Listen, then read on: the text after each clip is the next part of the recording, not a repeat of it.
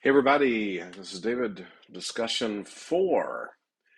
This week, we're all these days, I think most of us, right, have written or will write a review either on a restaurant, on a product, on a service that's been provided, and we'll do that either via the individual business's website or on Google reviews. And so, what I had you do this week, since we all do this, and this is a form of communication, um, is write a review for a bed and breakfast that you just stayed at, and you were really, really impressed by the customer service.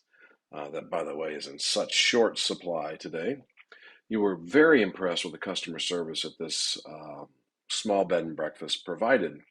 And you were so impressed that you wanted to do something that could potentially help them in the future attract, gain new customers.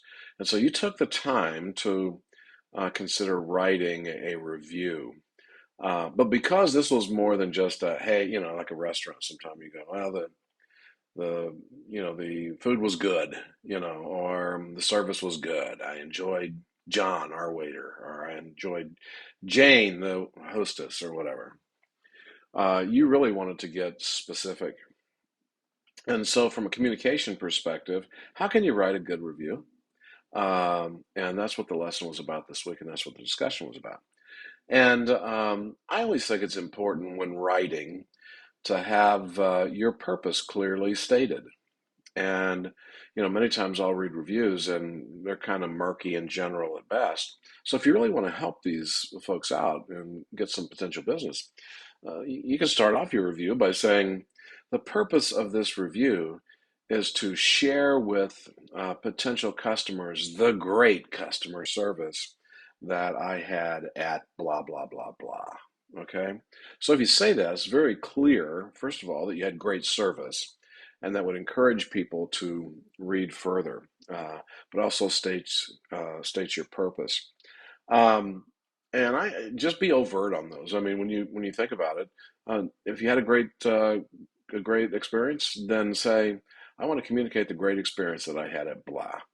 Or if you had a bad experience, you could do the opposite. I want to communicate the horrible service I received from blah blah blah blah. Okay, but be overt so that when the person reads it on the other side, they don't have to guess and they don't have to read too far to be able to determine that. And then I always encourage people to be very, very specific. Um, don't say they received good customer service. Share the actual customer service that impressed you so much. Be very, very specific in what that was, and try not to be too general.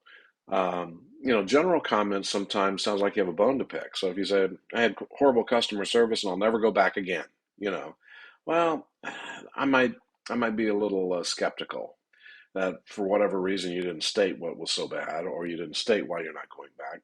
So those are important things. And then finally, um, today in marketing and advertising, one of the key things that you'll see in advertising is that people don't necessarily just talk about the features and the benefits. They said the beds were comfortable or blah blah blah blah or whatever.